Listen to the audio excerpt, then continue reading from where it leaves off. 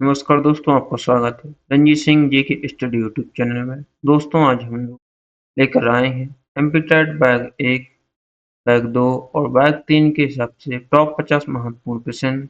यह प्रश्न आपके सभी प्रतियोगी परीक्षाओं जैसे कि सीटेट, यूपीटेट, एमपीटेट, अन्य प्रतियोगी परीक्षाओं के लिए बहुत महत्वपूर्ण होंगे, जिसमें हम हिंदी के टॉप 50 महत्वपूर्ण प्रश्न करने वाले हैं। और वीडियो पसंद आए तो वीडियो को लाइक और चैनल को सब्सक्राइब जरूर करें, अपने दोस्तों के साथ शेयर जरूर करें। चलिए शुरू करते हैं। आपका पहला प्रश्न है, आदिकाल की प्रमुख प्रवृत्ति कौन कौन सी हैं? जैसे कि धार्मिक साहित्य, राष्ट्र साहित्य और छप्पर आदि। यह तीनों आदिकाल की प्रमुख प्रवृत्तियां हैं। इसका सही जवाब है ऑप्शन बी। अगला प्रश्न है, हिंदी साहित्य के इतिहास लेखन की पद्धति व उसका प्रयोग करने वाले साहित्यकार का असंगत क्रम क्या है?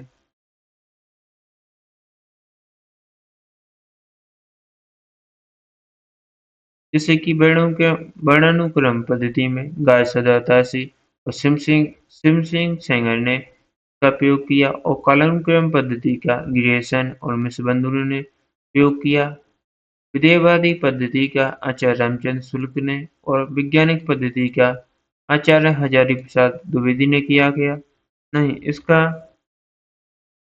डॉक्टर गणपति चंद्र गुप्त ने इसका प्रयोग किया। इसमें यही एक असंगत है। अगला प्रश्न देखते हैं। अगला प्रश्न है, फटिक शिलानी सौ सुधा रत्या सुधा मंदिर इस पंक्ति में कौन कौन से अलंकार हैं? इसका सही जवाब है ऑप्शन सी। इसमें अनुप्रास और उपमा अलंकार हैं। अगला प्रश्न है, निम्नलिखित में से कौन सा शब्द निश्चयवाचक सर्वनाम है? कौन सा निश्चयवाचक सर्वनाम है? कई ऑप्शन है जैसे कि क्या, मैं या आप या वह। इनमें से कौन सा शब्द निश्चयवाचक सर्वनाम है? इसका सही जवाब है ऑप्शन डी। वह निश्चयवाचक सर्वनाम है। जैसे कि क्या है प्रश्नवाचक, मैं है उत्तम पुरुष और आप है पुरुषवाचक सर्वनाम और वह निश्चयवाचक सर्वनाम है। अगला प्रश्न देखते हैं।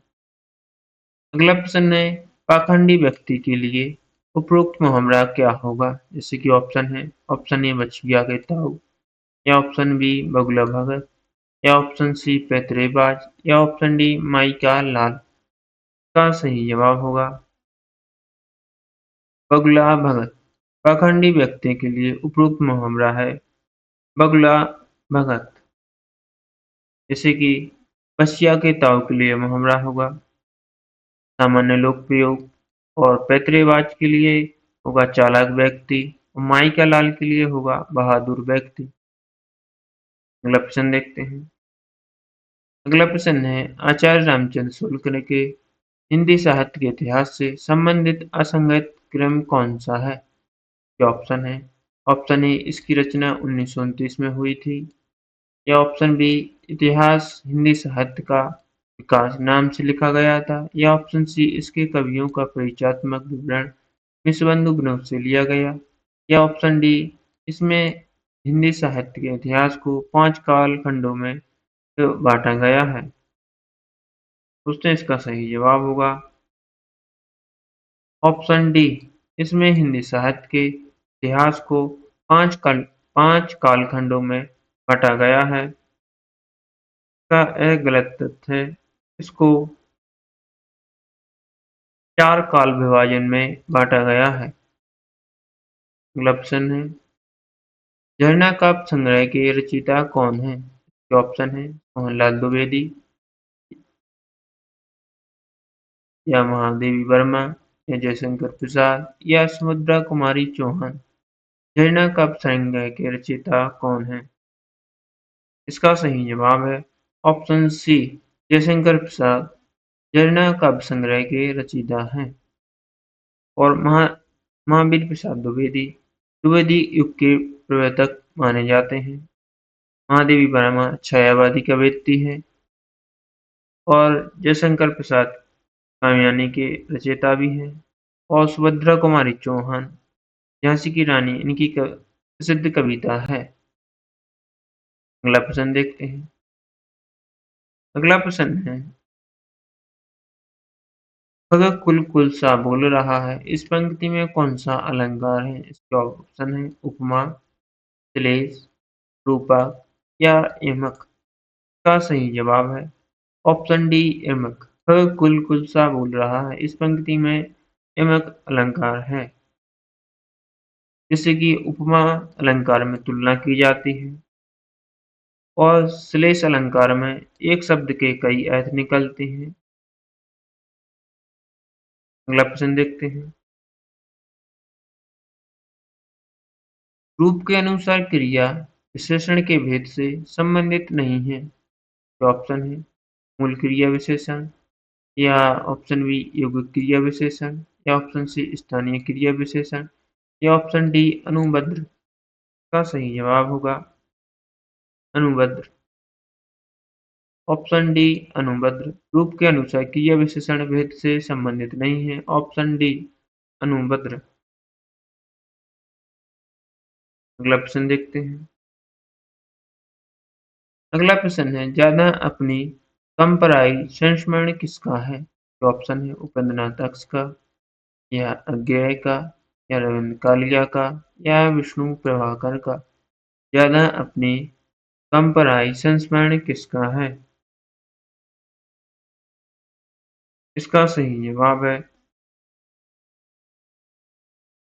ऑप्शन ए उपेंद्रनाथ अक्ष का असंस्मरण है। ज्यादा अपनी कम पराई और अज्ञेय अज्ञेय प्रयोगवाद के प्रवर्तक हैं और रविन्द्रनाथ कालिया आधुनिक कथाकार हैं और विष्णु प्रभाकर आवारा मसीहा के लेखक हैं।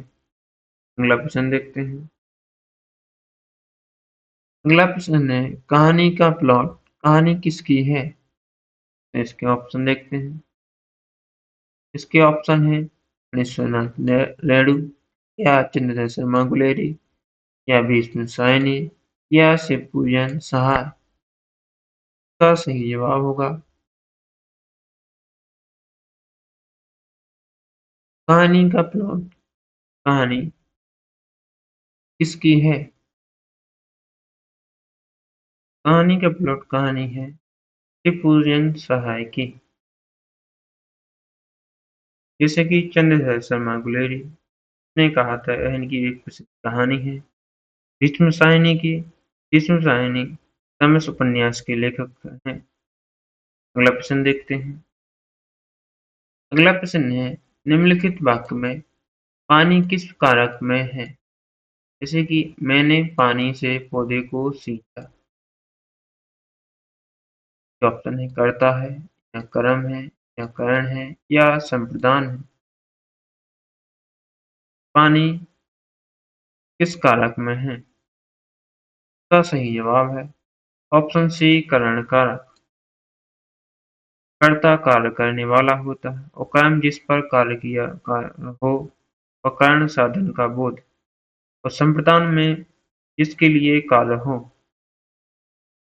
हिंदी में 8 प्रकार के कारक होते हैं। अगला प्रश्न देखते हैं। अगला प्रश्न है, कृदंत प्रत्यय किन शब्दों के साथ जुड़ते हैं? तो ऑप्शन है संज्ञा के साथ, सर्वनाम के, या क्रिया के, या अपव्यय के साथ।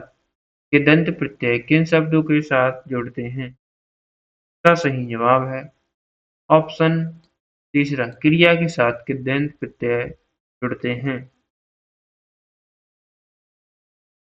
अगला प्रश्न देखते हैं। अगला प्रश्न है, जो व्याकरण जानता है वाक्यांश के लिए एक शब्द क्या होगा? इसके ऑप्शन है वैज्ञानिक, या व्याकरण का, या बहुज्ञ, या शास्त्रार्थ। का सही जवाब देखते हैं।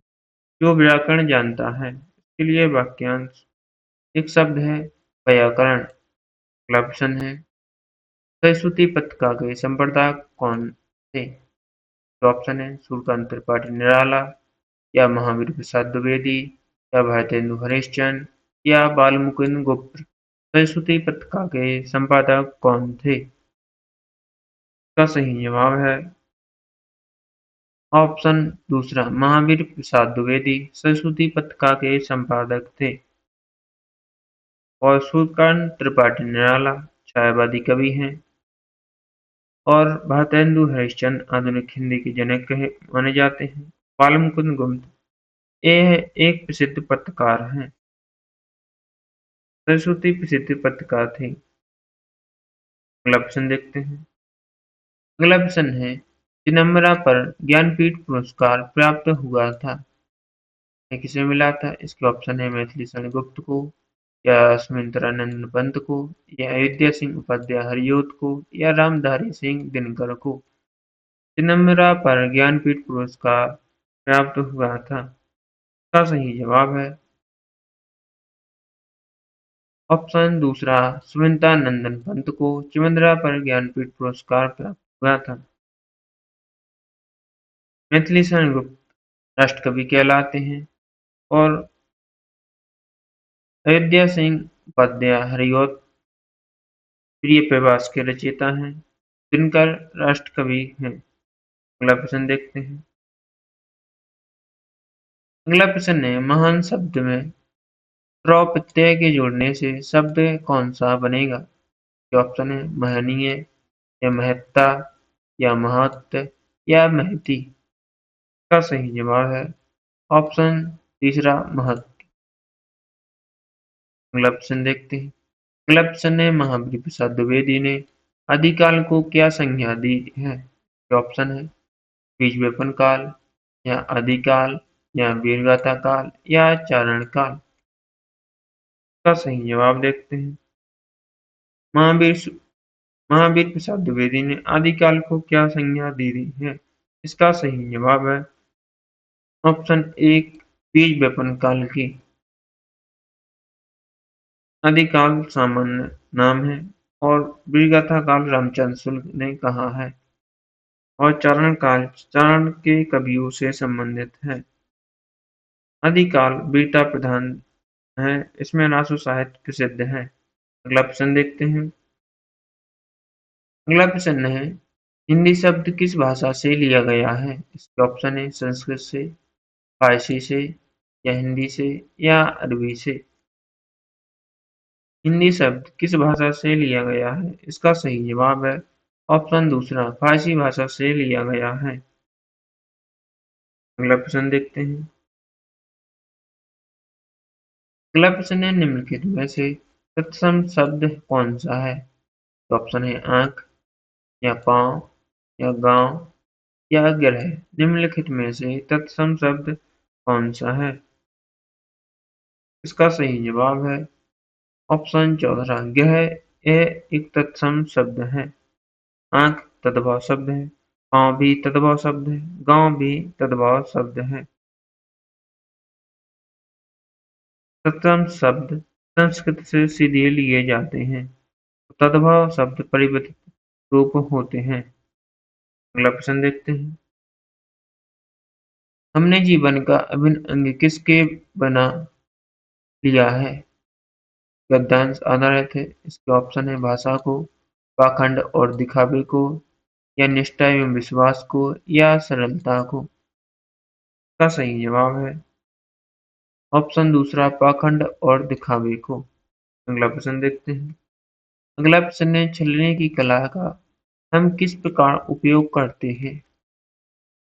खुलकर, आवश्यकतानुसार, पूरी निष्ठा से, या सरलता से।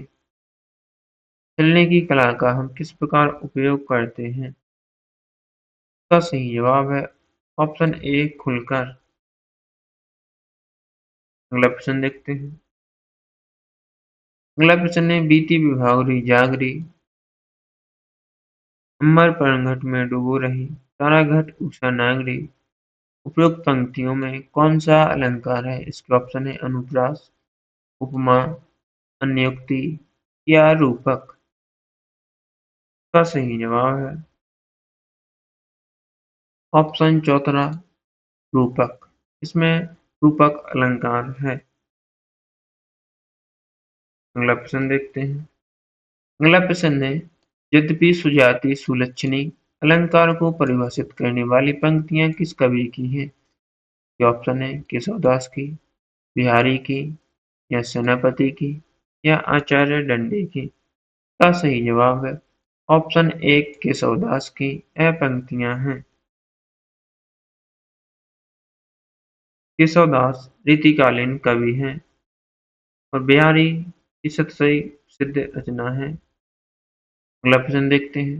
अगला प्रश्न है निम्नलिखित में से कौन सा शब्द सरस्वती का पर्याय नहीं है? ये ऑप्शन है वीणा पाणी, भारती, वाग्देवी या जानवी। इसका सही जवाब है ऑप्शन चौथा जानवी। यह सरस्वती का पर्यायवाची नहीं है, यह गंगा का पर्यायवाची शब्द है जानवी। वीणा पाणी, भारती, वाग्देवी यह सरस्वती के पर्यायवाची शब्द हैं। अगला प्रश्न है मैं, हम, तू, तुम आदि शब्द हैं। यह किस प्रकार के शब्द हैं? जैसे कि ऑप्शन है संबंधवाचक सर्वनाम, अनिश्चयवाचक सर्वनाम या प्रश्नवाचक सर्वनाम या पुरुषवाचक सर्वनाम। यह किस प्रकार के हैं? इसका सही जवाब है ऑप्शन चौथा अपुरुषवाचक सर्वनाम है। निजवाचक में हम स्वयं का यानी स्वयं का भूत कराते हैं। अगला प्रश्न देखते हैं। निम्नलिखित में से महाप्राण व्यंजन कौन से हैं? दोस्तों इसका सही जवाब होगा ऑप्शन दूसरा हा, छ, ट, थ और फा। यह महाप्राण व्यंजन है। अल्पप्राण में का, कचट तप, का, चा, टा, ता और पा यह अल्पप्राण व्यंजन होते हैं और यह गा, जा, ला, दा और बा यह घोष व्यंजन होते हैं या राला बा यह वर्गीय व्यंजन है। अगला प्रश्न है जब प्रथम शब्द संख्यावाची और द्वितीय शब्द संज्ञा हो तो कौन सा समास होता है? ऑप्शन है द्विगु, कर्मधारय, तत्पुरुष या बहुव्रीहि। इसका सही जवाब है ऑप्शन एक द्विगु।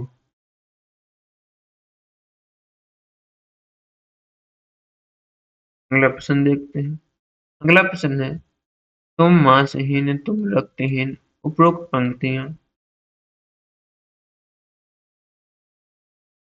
पंक्तियों में कौन सा अलंकार प्रयुक्त हुआ है? ऑप्शन है विरोधाभास, विशेषण विपर्य या मानवीकरण या अधिष्ठान। इसका सही जवाब है ऑप्शन एक विरोधाभास। अगला प्रश्न देखते हैं। अगला प्रश्न है निम्नलिखित में से कौन सा योजक चिन्ह है? इसका सही जवाब होगा ऑप्शन तीसरा यह एक योजक चिन्ह है। जैसे कि यह एक पूर्णविराम चिन्ह है और यह अल्पविराम चिन्ह है और यह उद्धरण चिन्ह है। इसमें योजक चिन्ह ए वाला है ऑप्शन तीसरा। अगला प्रश्न है बुद्धिमान शब्द किस संवर्ग में है? तो ऑप्शन है संज्ञा में, विशेषण में, सर्वनाम में या अपव्यय में।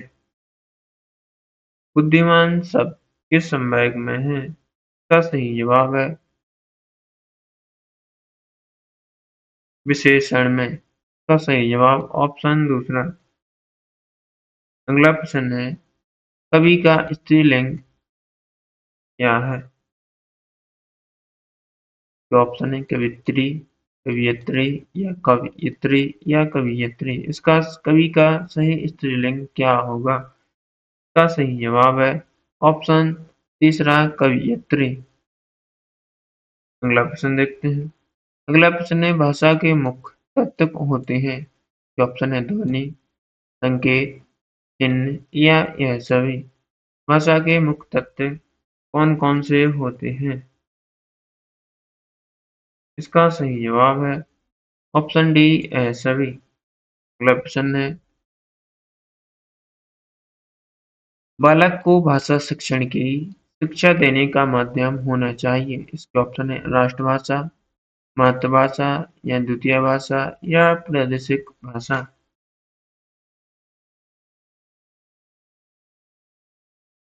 का सही जवाब है ऑप्शन बी मातृभाषा। अगला प्रश्न देखते हैं। अगला प्रश्न है, मातृभाषा का अर्थ होता है। इसके ऑप्शन है परिवार की भाषा, माँ की भाषा या पिता की भाषा या ऑप्शन डी उपरोक्त सही। इसका सही जवाब है ऑप्शन डी उपरोक्त सभी। मातृभाषा का अर्थ होता है। अगला प्रश्न है, मातृभाषा का मुख्य उद्देश्य क्या होता है। ऑप्शन है मानसिक विकास, शारीरिक विकास या बौद्धिक विकास या उपरोक्त सही। मातृभाषा का मुख्य उद्देश्य क्या होता है। इसका सही जवाब है ऑप्शन डी उपरोक्त सभी, जैसे कि मानसिक विकास, शारीरिक और बौद्धिक विकास, यह सभी मातृभाषा का मुख्य उद्देश्य होता है। अगला प्रश्न है, मातृभाषा की प्रमुख शिक्षण विधि कौन सी है। इसके ऑप्शन है आगमन विधि, निगमन विधि या अनुकरण विधि या उपरोक्त सभी। मातृभाषा की प्रमुख शिक्षण विधि कौन सी है। इसका सही जवाब है ऑप्शन सी अनुकरण विधि। यह मातृभाषा की प्रमुख शिक्षण विधि है। अगला प्रश्न है, शिक्षण अधिगम प्रबंधन प्रत्यय के प्रवर्तक हैं। ऑप्शन है बी एस ब्लूम या रॉबर्ट ग्लेसर या बी ओ स्मिथ या आई के डेविस। का सही जवाब है ऑप्शन डी आई के डेविस। अगला प्रश्न देखते हैं। अगला प्रश्न है, शिक्षा के उद्देश्यों का वर्गीकरण किया है। किसने किया है। इसका सही जवाब होगा option C P S Bloom ने शिक्षा के उद्देश्यों का वर्गीकरण किया है। अगला प्रश्न है, सूक्ष्म से स्थूल की ओर शिक्षण सूत्र की पालना किस विधि में स्पष्ट दिखाई देती है। ऑप्शन है आगमन विधि में, निगमन विधि में या प्रदर्शन विधि में या प्रोजेक्ट विधि में। इसका सही जवाब होगा ऑप्शन बी निगमन विधि में। अगला प्रश्न देखते हैं। अगला प्रश्न है, प्रयोगशाला में कार्य करते समय विद्यार्थी किस विधि का अनुसरण करता है। ऑप्शन है आगमन विधि का, निगमन विधि का या प्रदर्शन विधि या प्रोजेक्ट विधि का। प्रयोगशाला में कार्य करते समय विद्यार्थी किस विधि का अनुसरण करता है। इसका सही जवाब है ऑप्शन ए आगमन विधि का। अगला प्रश्न है, प्राथमिक कक्षाओं के विद्यार्थियों के लिए कौन सी विधि उत्तम होगी, जैसे कि व्याख्यान विधि, समस्या समाधान विधि या आगमन विधि या निगमन विधि। इसका सही जवाब होगा ऑप्शन सी आगमन विधि। अगला प्रश्न है, हिंदी भाषा में स्वरों की संख्याएं कितनी हैं। ऑप्शन है 12, 11 या 14 या 10। हिंदी भाषा में स्वरों की संख्या कितनी है। इसका सही जवाब है ऑप्शन बी 11। मानक हिंदी में स्वरों की संख्या 11 है और अपूर्ण संख्या में 10 है। अगला प्रश्न है, हिंदी भाषा में मूल व्यंजनों की संख्या कितनी है। ऑप्शन है 40, 45, 30 या 33। का सही जवाब है ऑप्शन डी 33। हिंदी भाषा में मूल व्यंजनों की संख्या 33 है। अगला प्रश्न देखते हैं। अगला प्रश्न है, भाषा की प्रथम सार्थक इकाई होती है। ऑप्शन है अक्षर, शब्द, वाक्य या कोई नहीं। इसका सही जवाब है ऑप्शन बी शब्द। भाषा की प्रथम सार्थक इकाई शब्द होती है। अगला प्रश्न है, गद्य शिक्षण की प्रभावशाली शिक्षण प्रविधि है। इसके ऑप्शन है व्याख्या, स्पष्टीकरण, प्रत्यक्ष या इनमें से कोई नहीं। इसका सही जवाब होगा ऑप्शन बी स्पष्टीकरण। यह गद्य शिक्षण की प्रभावशाली शिक्षण प्रविधि है। अगला ऑप्शन है व्याकरण शिक्षण की मुख्य विधि क्या है? तो ऑप्शन है आगमन, निगमन या आगमन और निगमन दोनों या इनमें से कोई नहीं। इसका सही जवाब है ऑप्शन सी आगमन और निगमन निगमन दोनों व्याकरण शिक्षण की मुख्य विधि है। अगला प्रश्न है भाषा अधिगम के कारण होते हैं। तो ऑप्शन है भाषा विज्ञान, व्याकरण या भाषा कौशल या उपरोक्त सभी। इसका सही जवाब होगा उपरोक्त सभी। भाषा अधिगम के कारण उपरोक्त सभी हैं जैसे कि भाषा विज्ञान, व्याकरण और भाषा कौशल। अगला प्रश्न है द्वितीय भाषा शिक्षण का विषय है। इसके ऑप्शन है अभ्यास करना, ध्वनियों का बोध या शुद्ध उच्चारण या उपरोक्त सभी। इसका सही जवाब है ऑप्शन डी उपरोक्त सभी। द्वितीय भाषा शिक्षण का विषय अभ्यास करना, ध्वनियों का बोध और शुद्ध उच्चारण यह द्वितीय भाषा शिक्षण के विषय हैं। अगला और आखिरी प्रश्न है व्याकरण शिक्षण का उद्देश्य नहीं है। इसके ऑप्शन है ज्ञान, कौशल, ज्ञान उपयोग या मनोरंजन। इसका सही जवाब है ऑप्शन डी यह मनोरंजन व्याकरण शिक्षण का उद्देश्य नहीं है। दोस्तों वीडियो पसंद आए तो वीडियो को लाइक करें, अपने दोस्तों के साथ शेयर करें और चैनल को अभी सब्सक्राइब करें। आप लोगों को कमेंट करके जरूर बताना है कि आप लोगों को 50 प्रश्नों में कितने प्रश्नों का जवाब पहले से पता था। ऐसे ही वीडियो देखने के लिए हमारे चैनल को जरूर सब्सक्राइब करें जिससे आपको इम्पोर्टेंट प्रैक्टिस सेट डेली देखने को मिलेंगे। मिलते हैं अगले प्रैक्टिस सेट में। वीडियो देखने के लिए धन्यवाद।